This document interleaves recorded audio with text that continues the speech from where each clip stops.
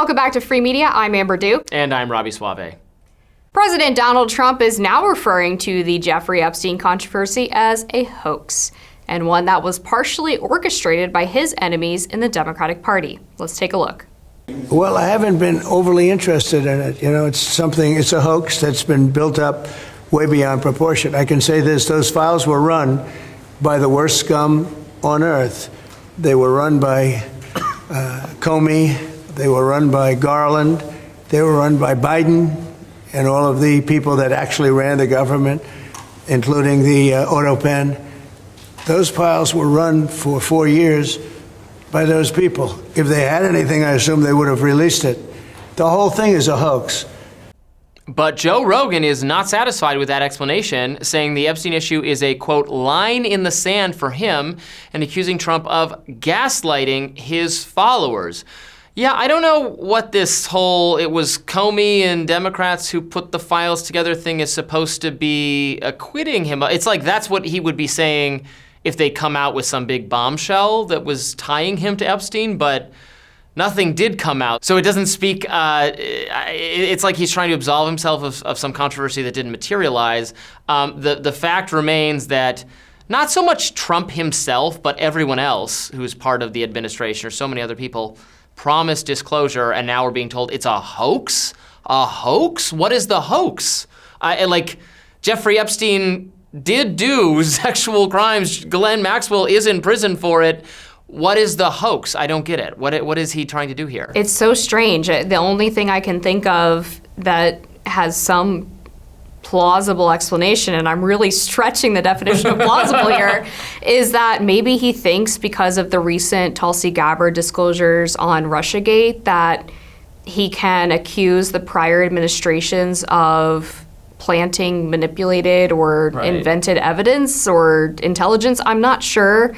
It's really strange. He's like scrambling which one's a hoax and which one's a... This was a major MAGA thing 5 seconds ago. I know. It's really confusing, and I think he's right that if there were some bombshell that implicated him, that it would have come out under the previous administration. Yeah. And it's also quite obvious that the Democrats really hammering on this issue is out of political convenience because they view this as a potential wedge issue to divide the base. Absolutely. But that doesn't change the fact that this was something that was promised to supporters. It's becoming a wedge issue because they've bungled Trump it. has fully allowed that to take place, or more so Pam Bondi and Kash Patel and others for just like over-promising and then now trying to say there's nothing there. Again, I guess I would have believed some version of it's been exaggerated. Like, I don't think it's crazy, I've said this before, to point to the kind of, overreach or some of the accusers, lacking credibility, but they really made it sound like there were powerful names to unmask, and now they want all of MAGA to believe it's a hoax. Donald Trump has a lot of power over the Republican Party, a lot of power over his base. I don't know. I think he might, over time, grind this out of the base, the obsession with this issue. But he's gonna have to work really hard to do that, and I'm not sure, to what aim.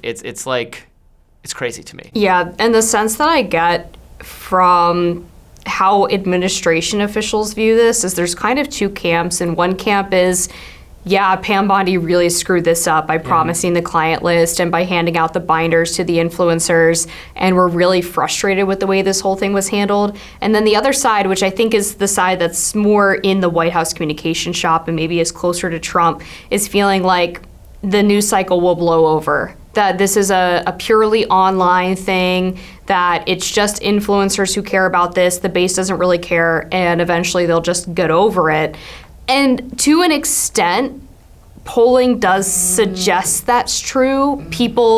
It's not a top issue for voters, right? But when you ask voters, they have very strong feelings about it. They think the files should be released. They oppose what the Trump administration is doing in its handling of the release of the files. So even though it's not as important as the economy or immigration, the problem is you don't want to sow distrust among your most loyal supporters. Yes, and this is not some sudden passion that materialized out of nowhere in the last year or something.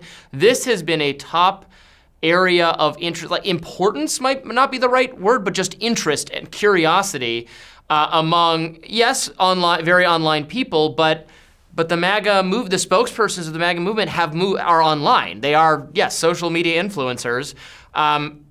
How enthusiastic they are about what the administration is doing is a large part of the administration's communication strategy. They clearly recognize that because now they've filled the White House press briefing room with sycophants to just glorify Trump. So clearly they think that's an important part of the strategy. So if those people are like feeling, not anti-Trump, but just underwhelmed or foolish for what they've been, what they were set up to launder to the base, that's definitely bad. Or the idea that that's going to suddenly blow over because this is just some brief, relatively trivial issue is I think a rare moment of them being totally out of touch with what's going on. Yes, if you go talk to the swing voters in rural Pennsylvania who decide our election, are they all as obsessed with the Epstein files as like Tim Pool is? No, but that's kind of beside the point. Yeah, it still matters. And I think it also matters specifically to young voters, which really move towards the Republican Party, and also those sort of former dissident liberals, the Joe Rogan people. Yeah, who really cared about this. And that's an important part of the new MAGA coalition that is at risk if all of these major podcasters suddenly turn on the president or start saying we can't trust the president. That could, I think, sort of permeate those two new bases. Right. And it's one thing, I think it's one thing to defy the podcasters on an area of just like Republican policy that you have to do the podcasters are not going to agree with, and I don't really agree with Republican policy on on abortion or immigration or something, but they're just going to do that because that's what is important to the party and his policies they've been trying to do. This is like not that. There's no conservative, different commitment that we have to just do something even though a Joe Rogan type person is not going to like it. This is just, it's totally they shot themselves in the foot for no reason. Seemingly for no reason, because as Trump says, the Comeys of the world didn't try to use the Epstein files against him. So I don't know. I'm confused, but we will still be talking about it because there is the idea that there's not interest in this also. It's not true. I mean, we deal with this. We host shows and online internet-focused things. We see what the people who watch this kind of programming are interested in it. This is a major area of interest. I would talk about it less if it was not, because it's clearly an area. And those same polls I'm referencing also say that 75% of people believe that what's happening is a cover-up, as opposed to there just not being any there. Yeah. So again, even if that's not a huge defining issue for people in the way that they're voting, you don't want to give people an excuse to think that you're part of the deep state. Yeah. It's an L, no other term for it. More free media right after this.